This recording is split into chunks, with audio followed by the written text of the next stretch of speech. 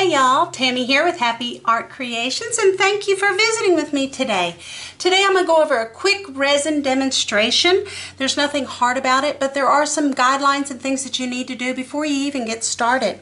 One of the things is, and one is the most important at least, there's two most important things. Make sure the area that you're going to be, your art piece is level, that you check with your level and that your table is level. And not only do you check this area where it is, but you need to make sure wherever you're going to be drawing or curing your art piece, it is level also, okay? Check it out beforehand. Before this is on there, make sure that it's done ahead of time. Also have a few things on hand. Paper towels. I wear two pairs of gloves. Those are good good things to have. I have my my little torch here to pop bubbles and so forth and so on. I have these things close by so that I don't have to chase around. I still may have to chase around. Okay, when you do your measurement, you want to you can use, there's things on a calculator, resin calculator, and basically what I follow is I do my width times my height. I get that total, I divide it by 28. I do that even with my paint, and pretty much I've done pretty good. Now if it's closer to, say, this one here is 4 ounces. It's 4.1. It's just barely over 4 ounces, okay?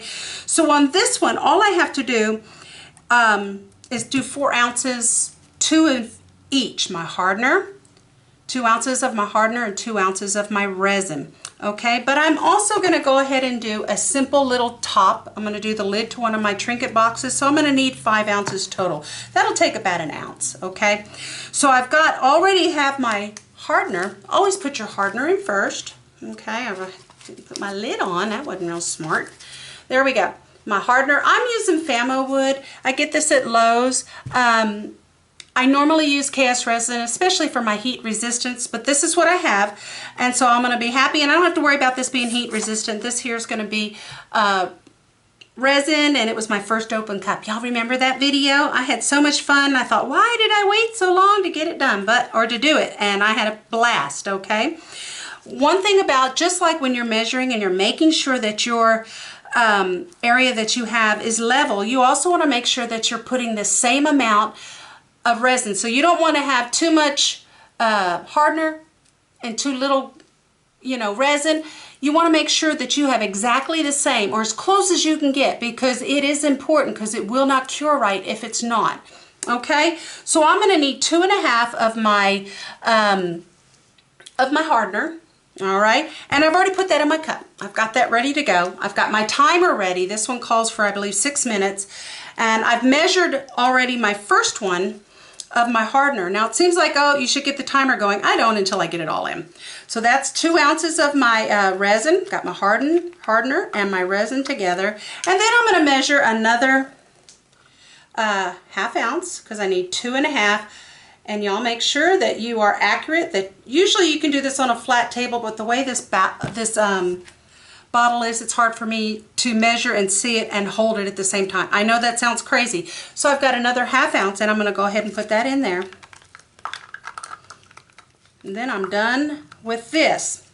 At this point, I start my timer and I go. And you know what? I'm going to start stirring and stirring and stirring and stirring until my timer goes off, and then I'm going to start my timer again because it needs another 6 minutes. It's kind of crazy. This one actually wants you to put it in another cup and do it, but I don't do that. I have learned that it's not necessary for me to do it.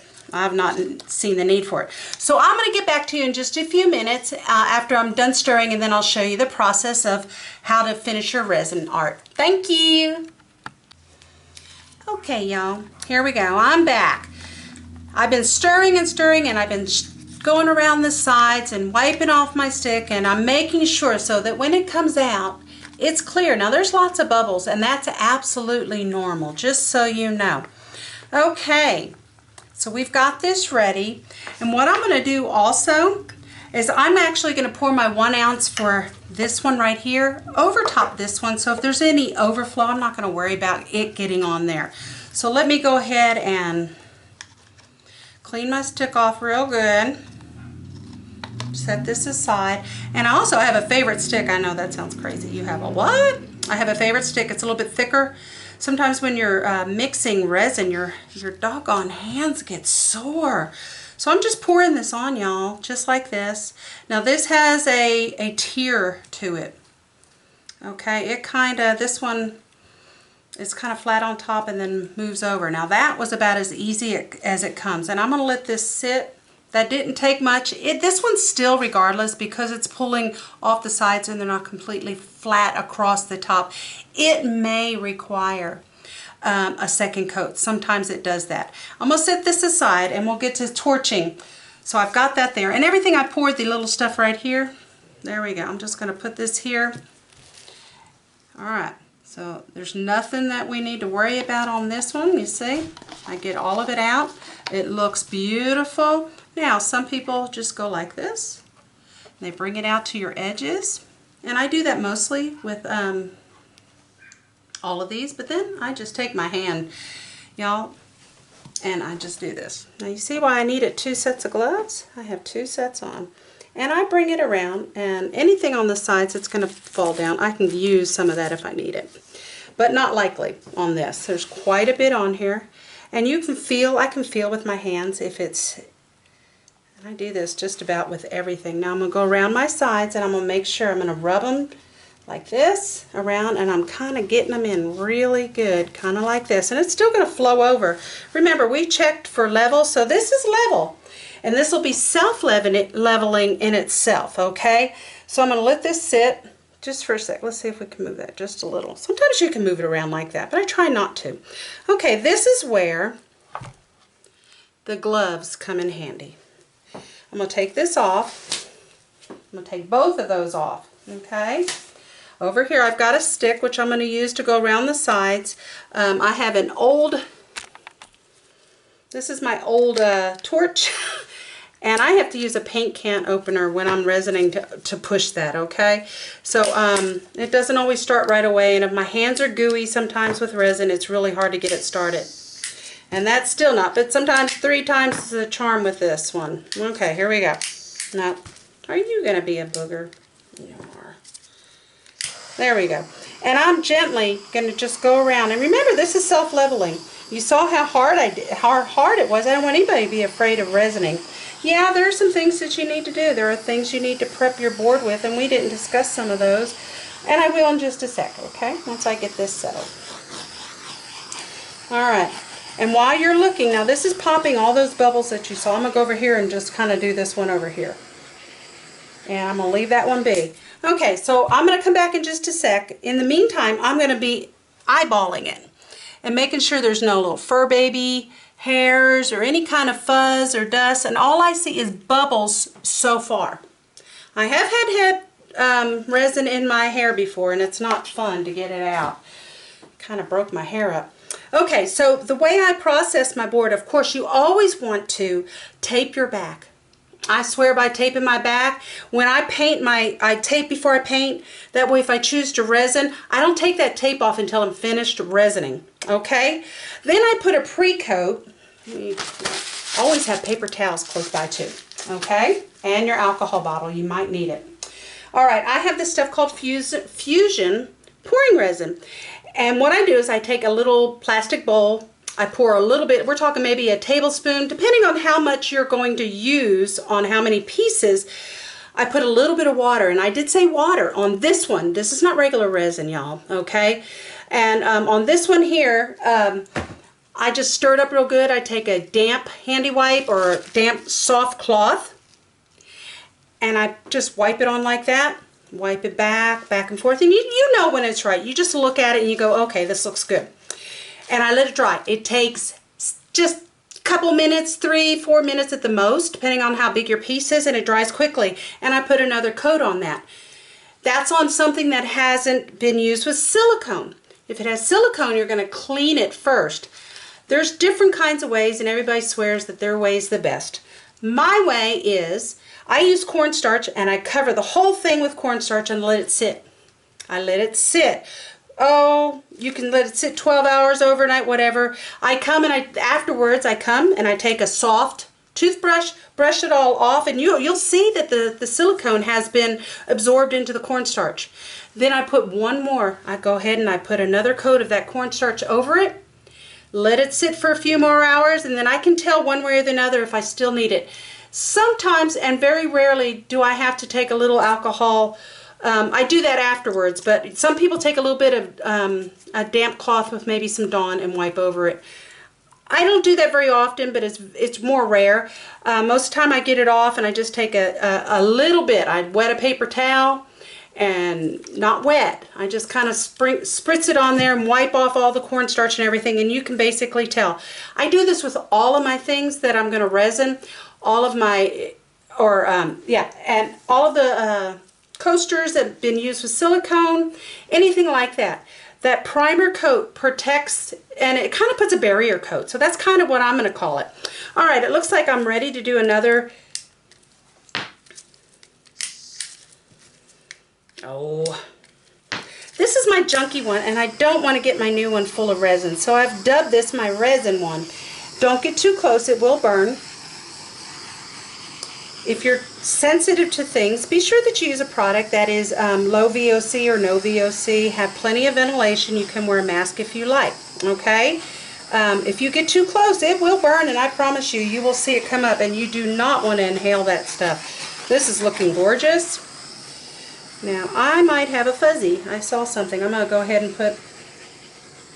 Alright, so you're going to literally get down kind of eye level, kind of move around. I've got a light above me. And right here, I can see that I've got a little fur baby fur. And I'm going to take my thing, and I pulled it right out. And I see something over here. Now, that could be a bubble, but if it's not, and it's persistent, then I keep messing with it, okay? I am looking around. I'm going to probably do this at least one more time. There we go. See, guys? All right.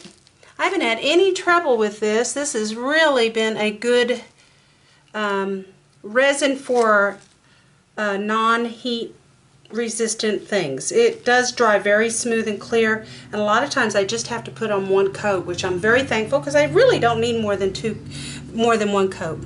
I think those are bubbles, and I'm going to, when I blow again, or use my torch and blow over it, then I will check again. At this point, I'm going to go around my edges and make sure that there's not too many drips. Your drip, if you've got a bunch of drips, and you're going to have a bunch of drips pulling your resin off of your art piece, which is not something you want to do. Try not to be over your art piece as much as possible. It just gives you a better chance of not getting the fuzzies or anything on it, okay? I'm going to check my sides and make sure that they look. I made sure beforehand, but you know, double check. Take your finger. Don't rub too much. I'm kind of rubbing just at the edge, okay?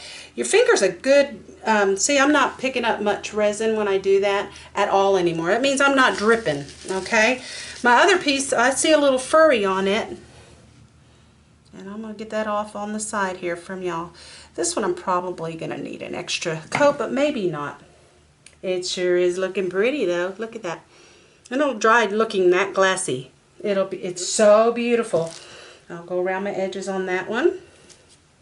I know you can't see me doing that one, but I am. Alright. Let's check.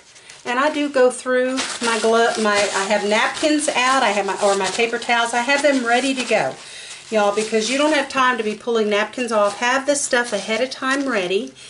Be prepared. Make sure everything's level. Make sure you measure exact to exact. You don't want anything to be more of one thing and less of another, or vice versa, or whatever, okay? Make sure the table you're going to cure it on and let it dry is level also. Alright, this time I'm going to start in the middle. No good reason, but sometimes I do that. And then I go out to the sides. And again, I'm looking for those little fuzzies or persistent bubbles or things that aren't, and you'll see them. The light will show over it, and you'll see these things. I found a furry right there. Y'all, I have 4 fur babies at my house, okay? Where'd it go? There we go. So I move around different directions, and it could be on your clothes. I mean, definitely.